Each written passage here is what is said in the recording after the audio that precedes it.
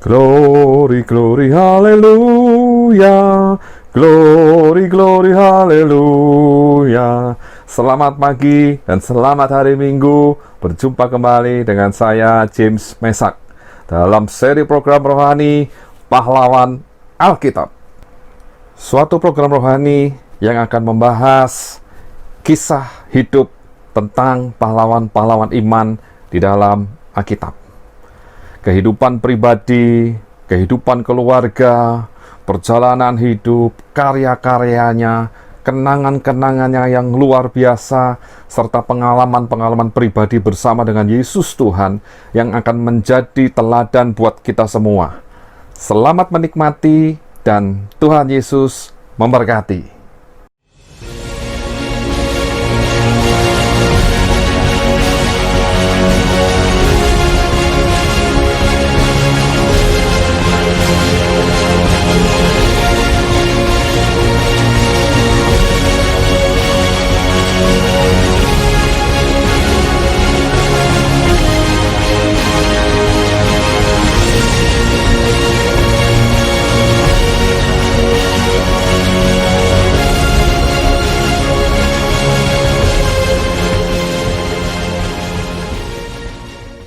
Selamat pagi, Bapak Ibu dan dikasihi Tuhan. Puji Tuhan, hari ini berjumpa kembali dalam program Pahlawan Alkitab bagian yang ke-16, yaitu kita akan membahas tentang Samuel. Mari kita lihat kehidupan dari Samuel. Ayah Samuel bernama Elkana, di mana Elkana berasal dari suku Efraim, dan kitab Tawarikh menyatakan bahwa dia berasal dari suku Lewi. Ibunya bernama Hana. Lalu arti nama Samuel ada dua. Yang pertama, namanya adalah Allah, karena sesuai dengan janji Hana untuk menyerahkan Samuel menjadi nasir Allah seumur hidupnya. Lalu yang kedua, arti nama Samuel ialah Allah mendengar, di mana Allah mendengar, mengabulkan permintaan permohonan Hana akan seorang anak, dan Allah mendengarnya. Nama Samuel tertulis pertama kali di dalam 1 Samuel 1 ayat 20. Dan juga Nabi Samuel ini disebutkan di dalam Perjanjian Baru, di dalam Kisah Para Rasul 3 ayat 24, Kisah Para Rasul 13 ayat 20, dan Ibrani 11 ayat 32. Pekerjaan Samuel adalah menjadi imam dan hakim bagi bangsa Israel, di mana Samuel merupakan hakim terakhir sebelum akhirnya Bani Israel memasuki masa kerajaan. Istri Samuel memang tidak diceritakan, tetapi dikisahkan dalam 1 Samuel 8 ayat 2 bahwa Samuel memiliki 2 orang anak. Nama anaknya yang sulung ialah Yoel, dan nama anaknya yang kedua ialah Abia. Keduanya menjadi hakim di Beersheba.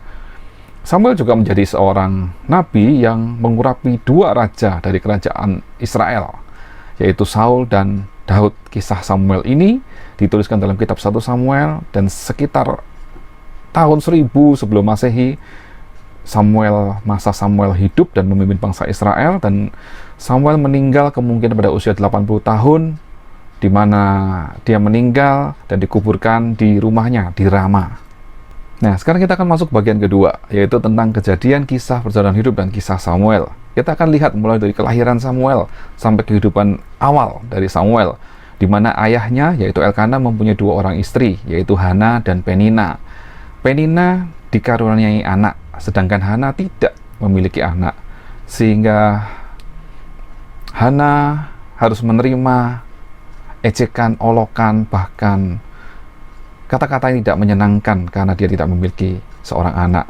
Sehingga saat Hana, Penina, dan Elkana mempersembahkan korban di Silo setiap tahun, Hana memohon agar dikaruniai anak dan bernasar bahwa anak tersebut akan menjadi abdi di rumah Allah. Dan Tuhan mendengar doa dari Hana, sehingga Hana benar-benar hamil dan melahirkan seorang putra dan dinamai Samuel. Kita baca dalam 1 Samuel 1 ayat 20. Maka setahun kemudian mengandunglah Hana dan melahirkan seorang anak laki-laki. Ia menamai anak itu Samuel, sebab katanya, aku telah memintanya dari Tuhan. Dan benar-benar Hana mengasuh anak ini dan menyerahkannya untuk dirawat di dalam pengawasan Imam Eli yang menjadi imam pada waktu itu di rumah Tuhan. Di dalam 1 Samuel 2 ayat 20 dan 21. Lalu Eli memberkati Elkana dan istrinya, katanya, Tuhan kiranya memberikan keturunan kepadamu dari perempuan ini pengganti yang telah diserahkannya kepada Tuhan. Sesudah itu pulanglah mereka ke tempat kediamannya. Ayat 21.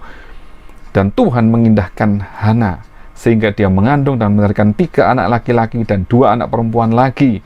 Sementara itu makin besarlah Samuel yang muda itu di hadapan Tuhan. Jadi Samuel memiliki saudara kandung yang lain, 3 anak laki-laki dan 2 perempuan.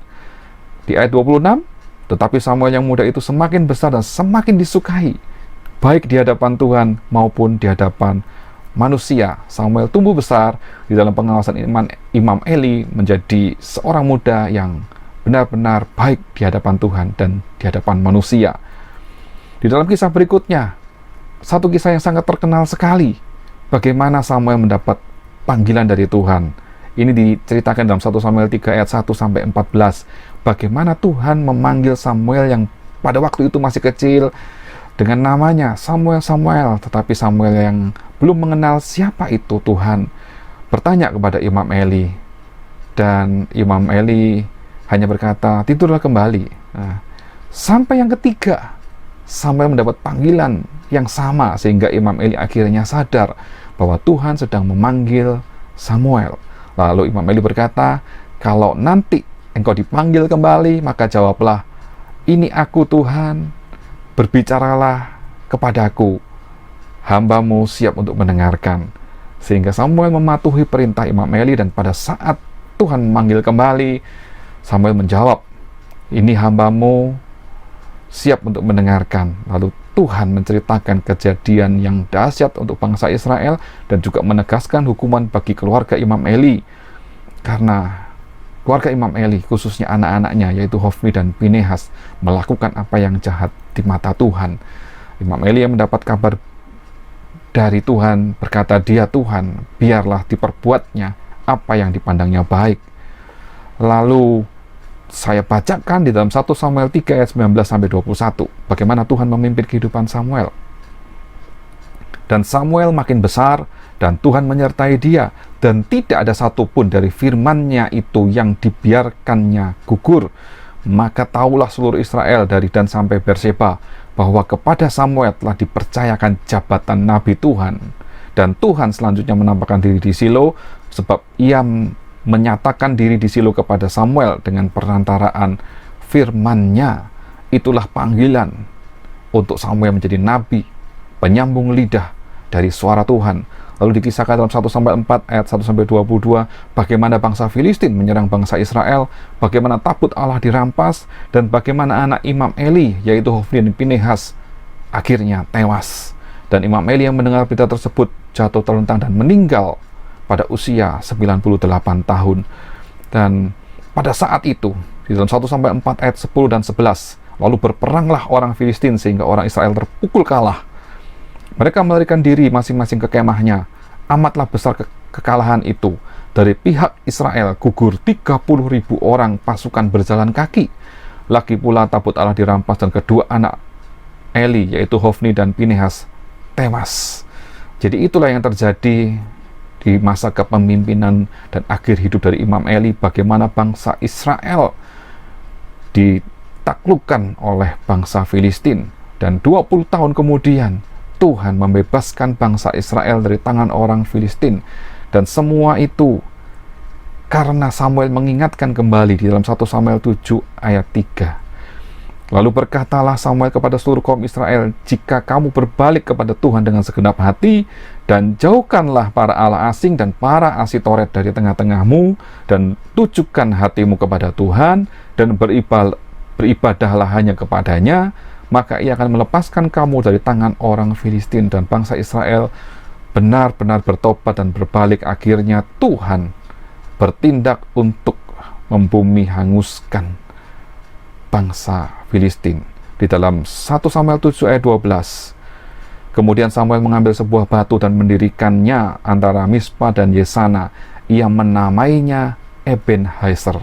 Katanya, sampai di sini Tuhan menolong kita. Lalu ayat 13, demikianlah orang Filistin itu ditundukkan dan tidak lagi memasuki daerah Israel.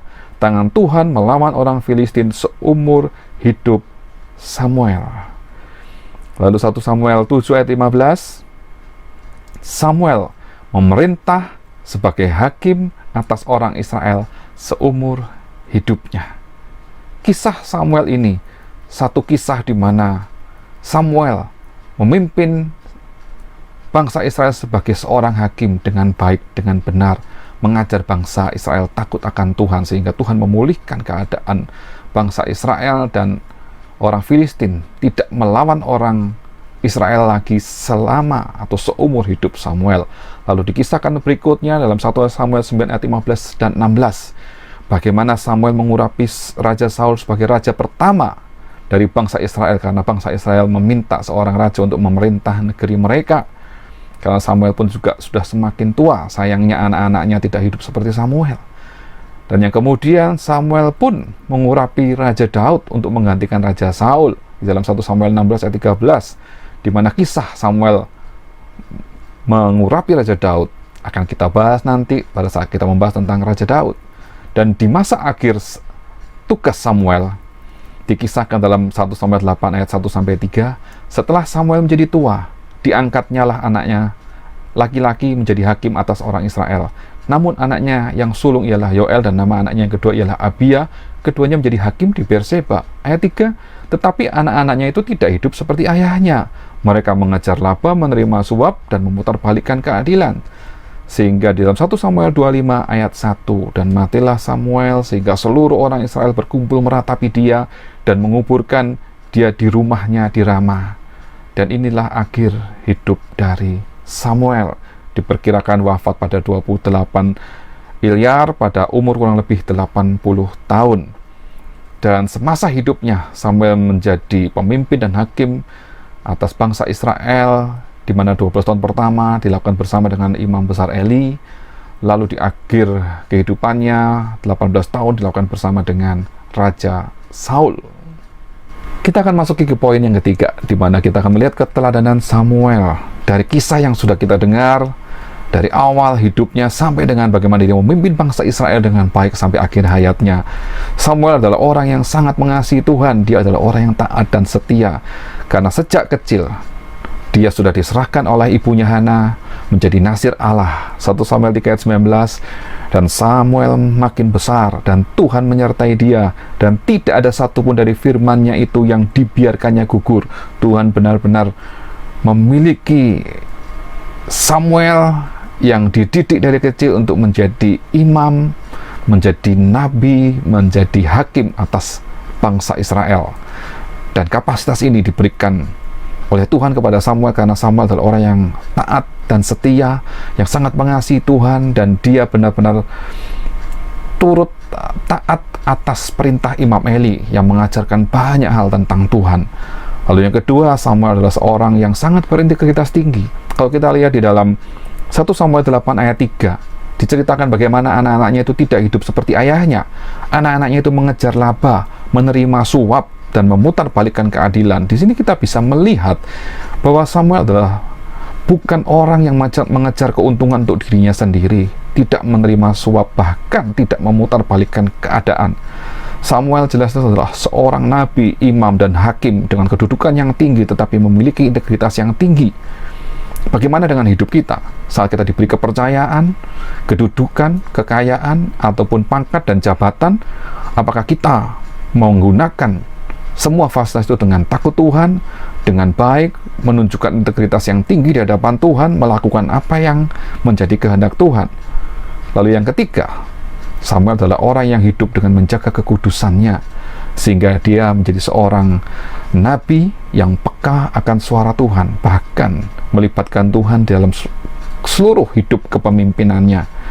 Ditunjukkan bagaimana Samuel mengurapi Saul dan mengurapi Daud menjadi Raja Israel dengan pimpinan Roh Allah. Kalau hidup kita mau diberkati Tuhan, kalau hidup kita mau menjadi berkat buat banyak orang, mari kita hidup dengan menjaga kekudusan kita. Mari kita hidup peka mendengar suara Tuhan. Mari kita hidup dengan sungguh-sungguh dalam kehidupan kita, melayani Tuhan. Artinya apa yang dipercayakan Tuhan dalam hidup kita, apapun itu, kita pergunakan semua itu untuk kemuliaan nama Tuhan. Dan inilah sebabnya Samuel menjadi satu teladan yang sungguh luar biasa dari awal hidup sampai akhir hidupnya. Keteladanan yang luar biasa, hidup yang memuliakan Tuhan dari awal sampai akhir. Dan itulah sebabnya hari ini kita bisa berkata bahwa Samuel adalah pahlawan Alkitab. Puji Tuhan, Tuhan Yesus memberkati. Amin.